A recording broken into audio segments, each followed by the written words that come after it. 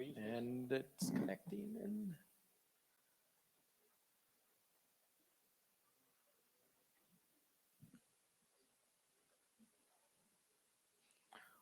all right, we're good to go. The floor is yours, Aura. Okay, great. This mic works, right? Alrighty. So I'm Aura, and my co-presenter is Mark from LexisNexis. And we're going to talk a little bit about, mostly about a great system that Mark and his colleagues have built using the Amazon Neptune graph database, and I'm a member of the Neptune team. And basically, this presentation is going to go. I'll say a few words, kind of general things about knowledge graphs and how I see things, and particularly with respect to building applications. And then Mark's going to basically walk through the process that they had building this application of theirs.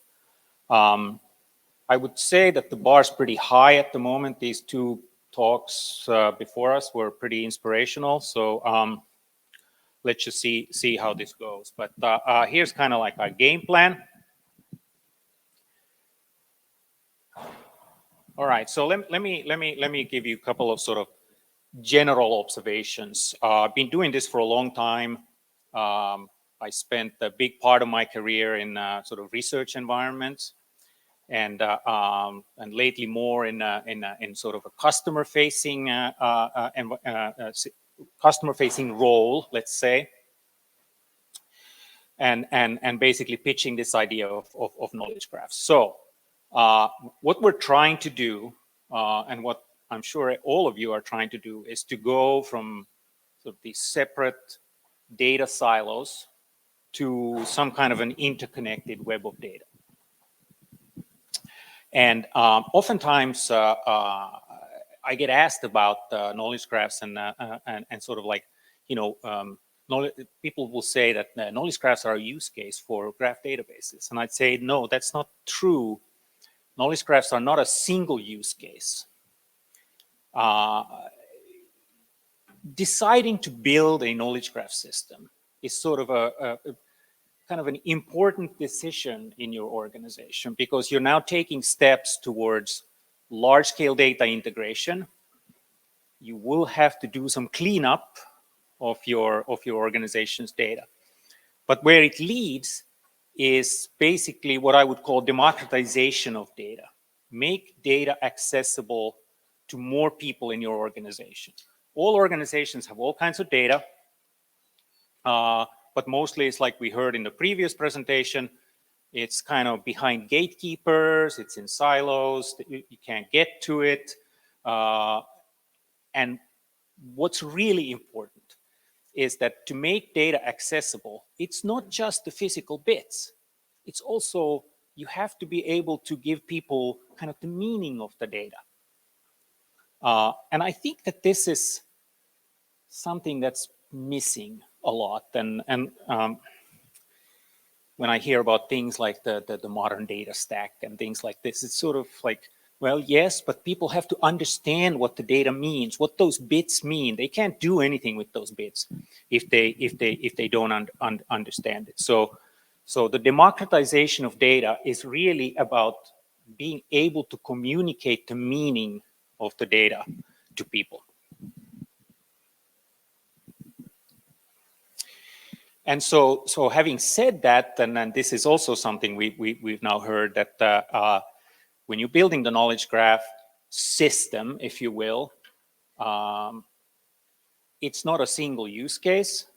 So basically, the applications that follow, sort of the realizations of those use cases, there's something that's kind of built on top of the knowledge graph system. And saying this and having heard these talks here so far, I feel like I'm just like saying trivialities. But when I talk to a lot of people sort of outside this community, it turns out they're not trivial things, and these are important things to communicate. And you start with a single use case, but you should be prepared for other use cases that are coming. And these technologies, there is sort of an element of serendipity to them. You keep building more and more applications, use cases, whatever you call them, and you realize that, hey, I can start connecting these in clever ways, and I can do things that I didn't anticipate I was going to be able to do. Now, of course, now there are new technologies and new skills in play. So people don't know what an ontology is. People don't know what reasoning is. You have to understand about the machine learning potentially and all kinds of things like that. And so here's sort of a very, very trivialized diagram of what most knowledge graph systems look like. You basically go from, okay, so you have to ingest data, and so you go and you do ETL from legacy sources. They may be virtual graphs, so you may be materializing them. You may have external data, external to your organization. Now, then you store the data. Let's say you store it in a graph database. You provide some kind of enrichment. This happens typically via, let's say, some type of reasoning. And I'd like to take a sort of a very generalized view of reasoning in the sense that, oftentimes, certainly the community that I originally come from, when people say reasoning, immediately this means logic and things like that. But of course, also there's statistical reasoning. Any which way you can kind of enrich the data that makes it ready for consumption. And then consumption, of course, means user interfaces and user experience. And I think this is one of those things where we, if I think about the graph community, where we're really kind of lagging behind. All of a sudden, we have this remarkably expressive data, and we don't have expressive user interfaces. And then, of course, it also means APIs. When Mark explains their application, you will see that APIs play an important role. And so finally, it's important to understand that this is really not a technological problem. So the bigger problems in your organization are the people and the process that you're going to use to get to something that we call knowledge as a product. And I think this is sort of something where we have to kind of stop and say, okay, what are we now talking about? So we know quite well how to build software products, from the sense that we understand the roles and the processes, all the different things, gathering requirements, thinking about user experience, release, blah, blah, blah.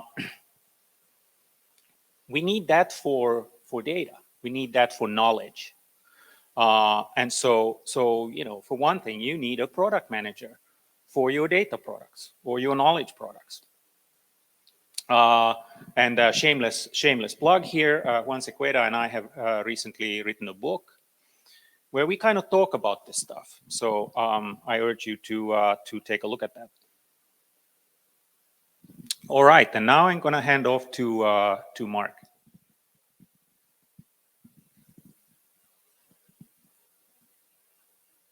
We can't hear you.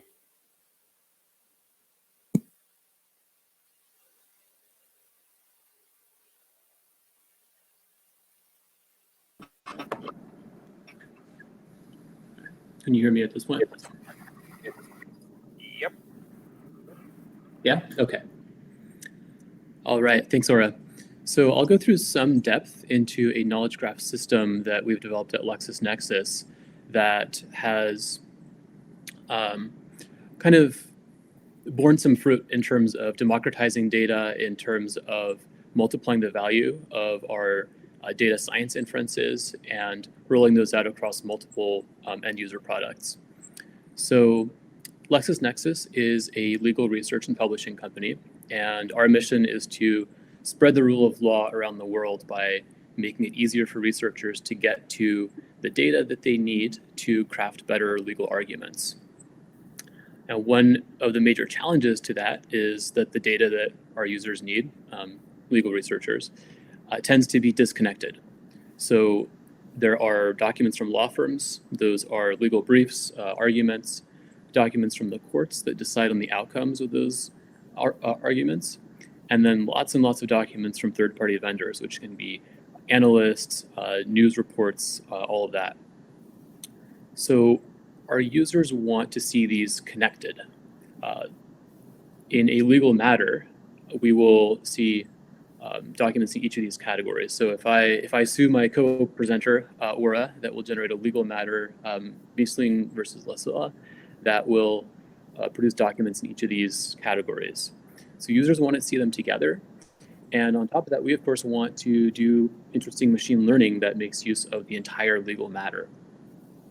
So at LexisNexis, we wanted to connect and search our data automatically for our users and present a nice integrated experience.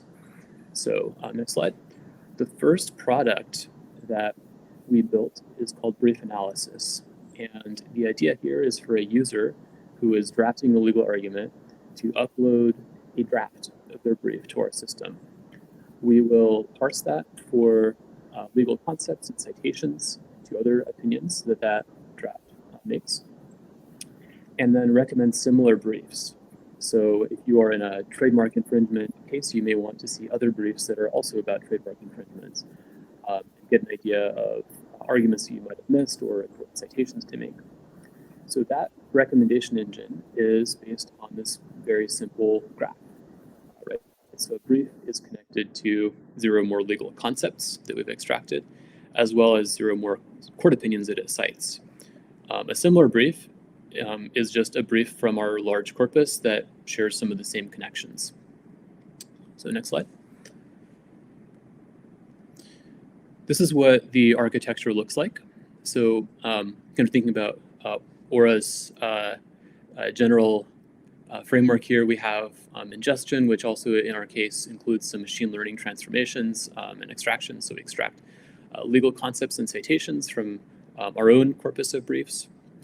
We then represent all of that knowledge in our knowledge graph. So the knowledge graph really is a destination for a lot of this machine learning inference. And it's a place to organize and make that data available. Then that powers a front end, which leads to brief analysis. So that was kind of one product. And then kind of going to Aura's point about not really knowing what all opportunities will arise from this, we happen to have another product opportunity. So on the next slide, there is a product called Context, where we are extracting outcomes from judicial opinions. So was a motion granted or denied? What rates do different judges grant different motion types at? And so this uses a different content set that uses those court documents, not the law firm documents. But we thought it would be great to be able to connect those attorney arguments to their outcomes. So we have these 2 different content sets, generally in silos, but we wanted to connect them using our knowledge graph. So the next slide. That turned out to be pretty straightforward. So here's our existing graph for brief analysis. All we had to do was add a few notes. Next slide. The legal matter is really the important note here. So remember, that's the Miesling versus Lasilla or whatever it is. So those documents that belong to the same legal matter. That could be some number of legal briefs as well as some number of court opinions. And then that court opinion is connected to a motion outcome. So next slide. We can now go from a law firm brief to its outcome by using this connected graph data.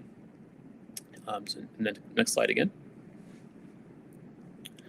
And now we have another product sitting on top of this knowledge graph system. So brief analysis, context, multiple end user products using that same graph database. We actually have a third product at this point, but I won't go into those details. One last thing I want to raise is APIs. So we have been trying to raise awareness of this offering throughout the business, And the thing that really helped was to create a generic, a simple API on top of our knowledge graph that anyone in the business can hit. It's almost more of a demo API where the request is one entity or one document, and the response is just what all is connected to this in our knowledge graph. And that has really spurred interest in the graph and spurred new use cases where anyone from the business can just hit that. They don't need to know any query language.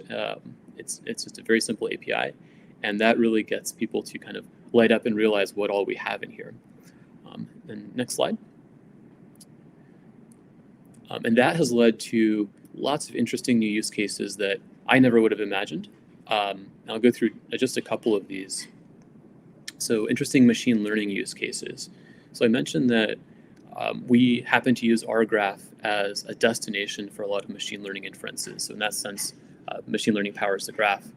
But we have various downstream data science teams that have kind of seen this graph and seen the opportunity there to help to see how that graph can power machine learning in turn.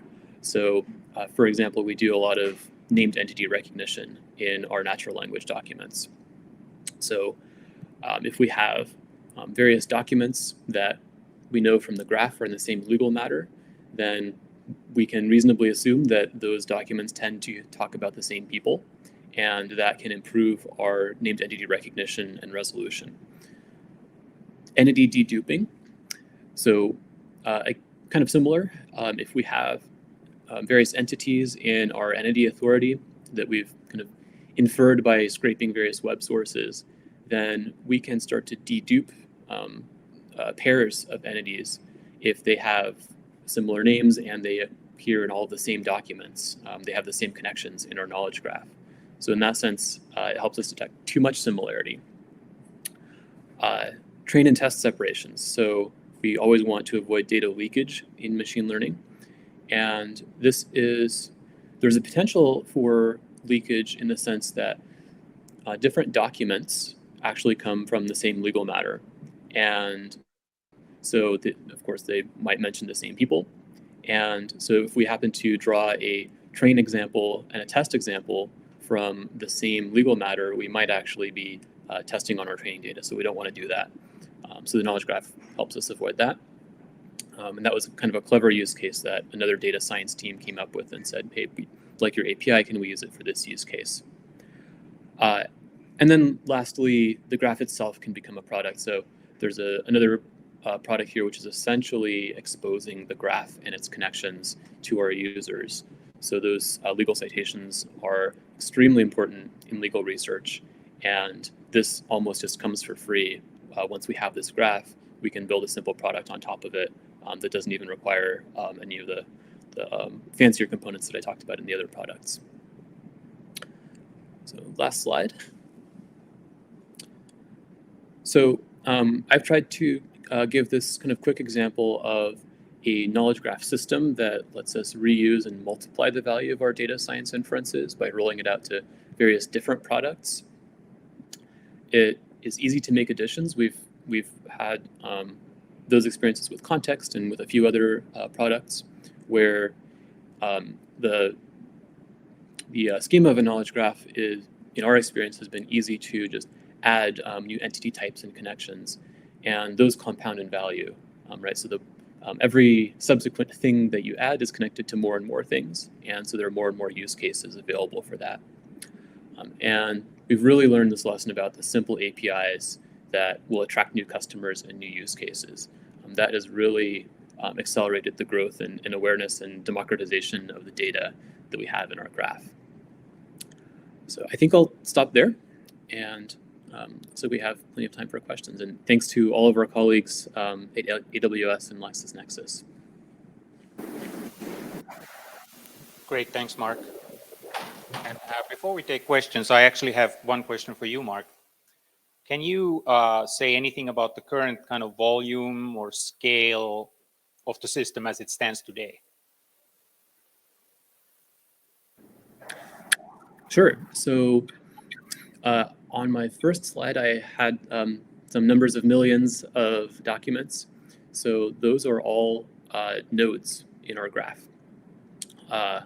And we support now three end user products, as well as those API use cases for our internal data science teams.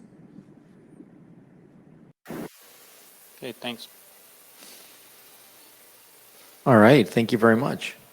Questions?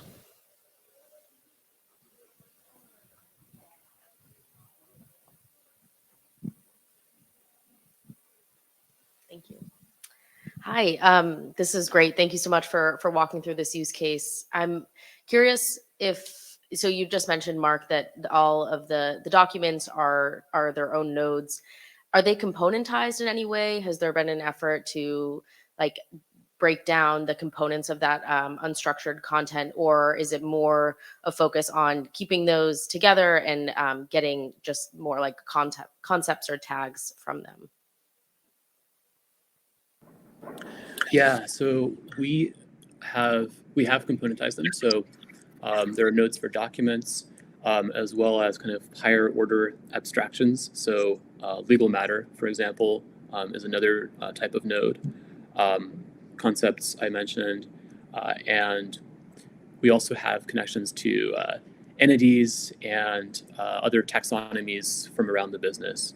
So we really have kind of different layers of nodes in there. I'm going to take a question from the chat. I can now see them here. Let's see. Yeah. Well, okay, they're upvoting. So what kind of system or model is being used for extracting legal concepts?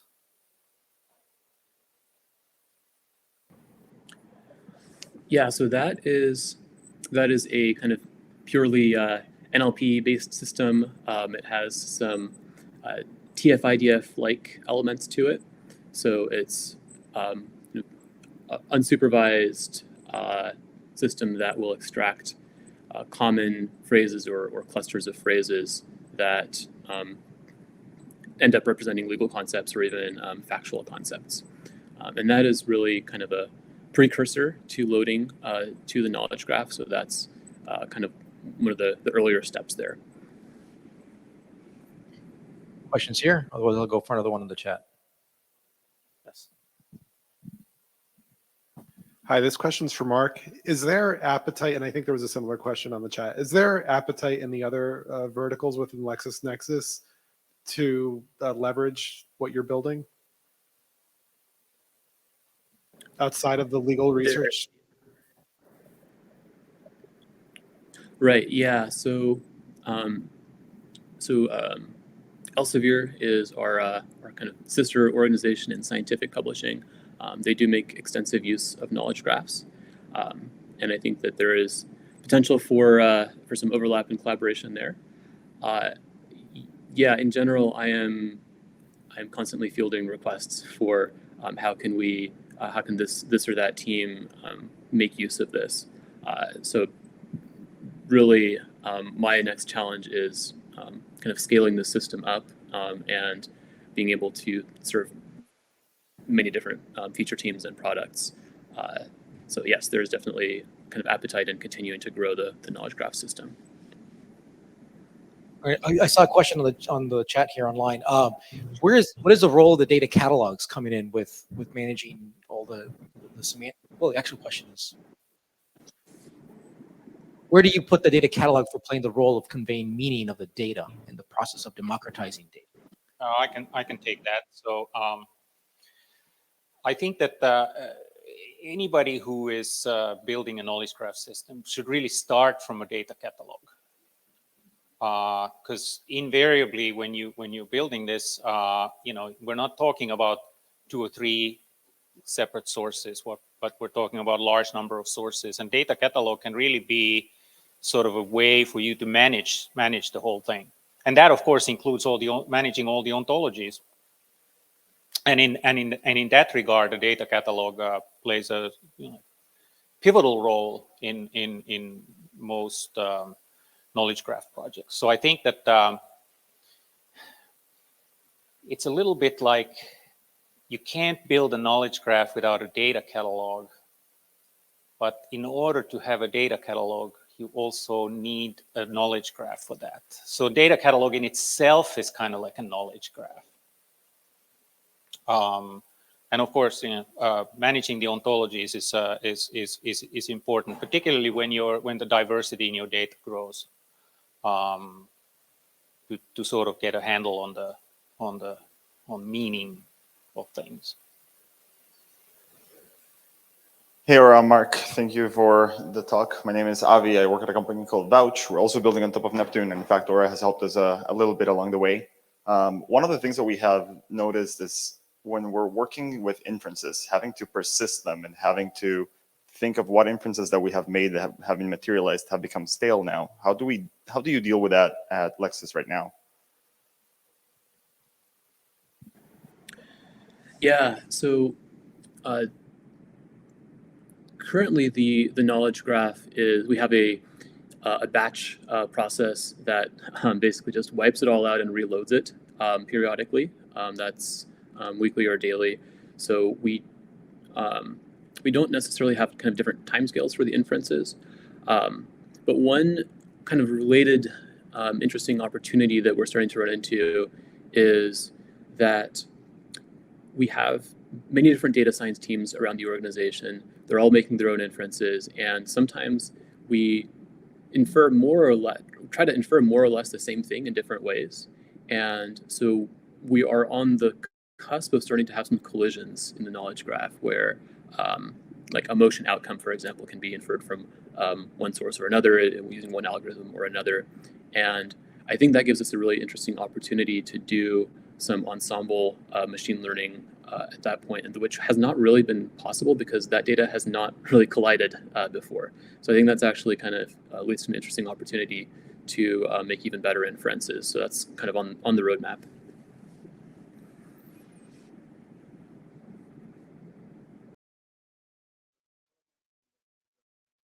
Of schemas with ontologies, and I'm wondering whether you're using the labeled property graphs, and if so, what's your schema language, or whether you're using OWL with RDF triple stores.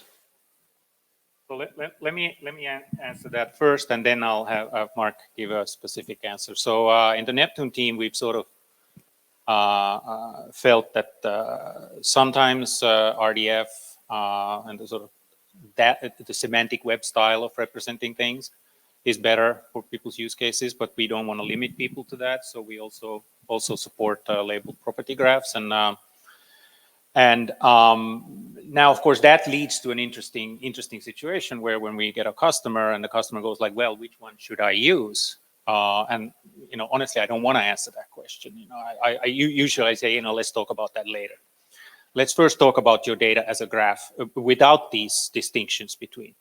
And I'll talk more about this in my keynote tomorrow, but what we're doing in the Neptune team is that we have a project called OneGraph, where we're really kind of moving towards a situation where when a customer asks that question, I can say, who cares? You can use the best things from both. So where we're going with this is something like, okay, you have RDF, you can run Gremlin over RDF, and things like that. Mark, can you give a specific answer about your system? Yes, so we are on RDF with Sparkle. Very straightforward. I think with that, I'm hungry. I think we're all hungry. Thank you, Aura and Mark, for this. This was great. Round of applause, please. We have an hour break for lunch. I've seen people coming in with lunch. We're back in an hour with the talk from Intuit, from Enterprise Knowledge, and then I will be chairing the session, the panel. So see you all soon.